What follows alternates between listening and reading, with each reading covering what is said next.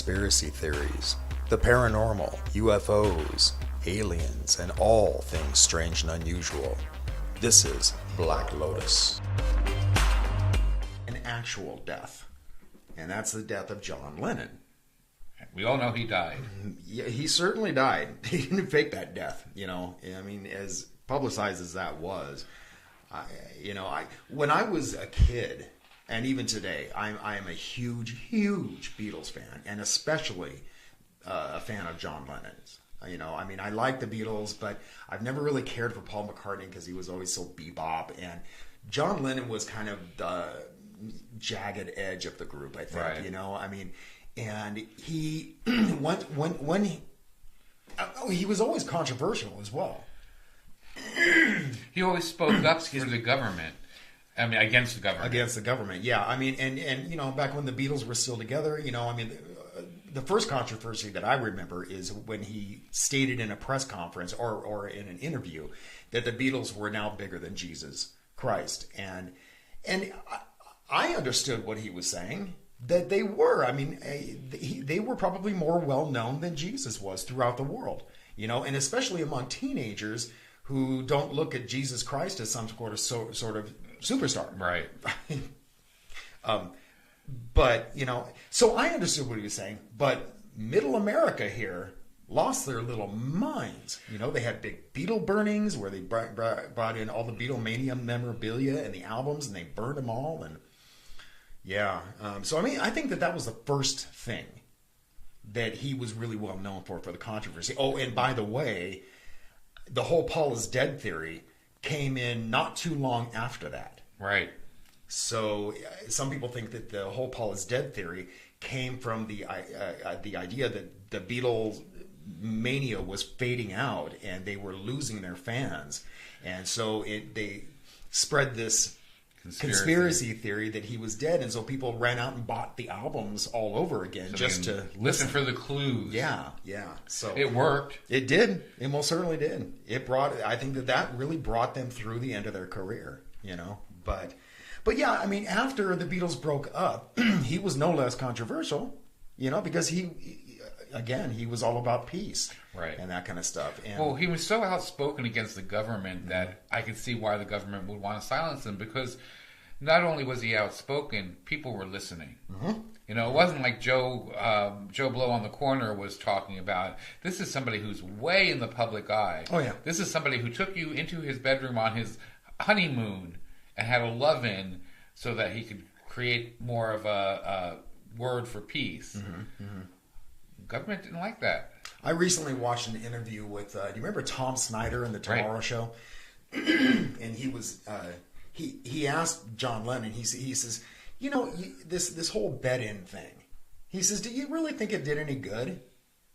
He's like, well, you know, the government has all this propaganda that's pro-war. What good didn't it do for me to stay in bed and promote peace? Right. His whole theory was that what's wrong with that?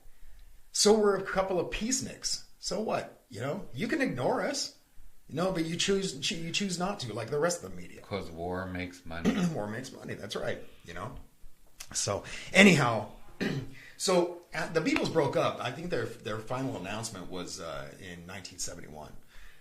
So between that time and the time that he was assassinated, which was in December of 1980, he was constantly a thorn in the government side, you know, because of this whole peace thing that he and Yoko were constantly on about. And because of that, it's speculated that that's why, I mean, he was in a constant battle with immigration. You know, they wanted to deport him, you know, take away his visa so that he could never come back again and that kind of thing. And it never actually happened. But, I mean, it was a constant battle. And so by the time he was assassinated, he finally overcame all of this stuff. And he was able to get his green card and get his citizenship. Well, it wasn't maybe a year after that he was assassinated. Right. So, I mean, there's a lot of speculation out there as to whether or not Mark David Chapman, the guy who killed him, was actually a patsy for the government, and that because he was found out. Well, here's the thing: is Chapman kind of staked out the Dakota apartment building where Lennon and Yoko Ono lived, and so the pair of them left the Dakota, and they were going to for a transfer session at a recording studio in Midtown, and Chapman stopped him. And at the time, John Lennon had just released that album of his Double Fantasy, and so Chapman walked up to him and said, "Mr. Lennon, can I get an autograph?" And there's even a picture of Lennon signing the autograph with Mark David Chapman there. And so they leave to go to the transfer session, and about 6 hours later they come back and Chapman is still there at the Dakota. And according to witnesses, John Lennon recognized Chapman from earlier and kind of waved at him, and they went on into the gate at the Dakota, and Chapman yelled out, "Mr. Lennon!" And he turned around and bam, bam, bam, bam, filled him full of lead. But the weird thing about this is that he just, after he killed him, he just pulled out a book, Catcher in the Rye by J.D. Salinger, and just sat around and waited for the cops to come. I don't understand that whole thing. Well, and that's what they think it is. They think that Catcher in the Rye was used as an MK Ultra kind of post-hypnotic trigger, So he was brainwashed. Yeah. There's also a theory out there that Chapman didn't kill him at all, and that actually it was the doorman at the Dakota. Right. And he apparently he had ties to the CIA and to the Bay of Pigs invasion. Right.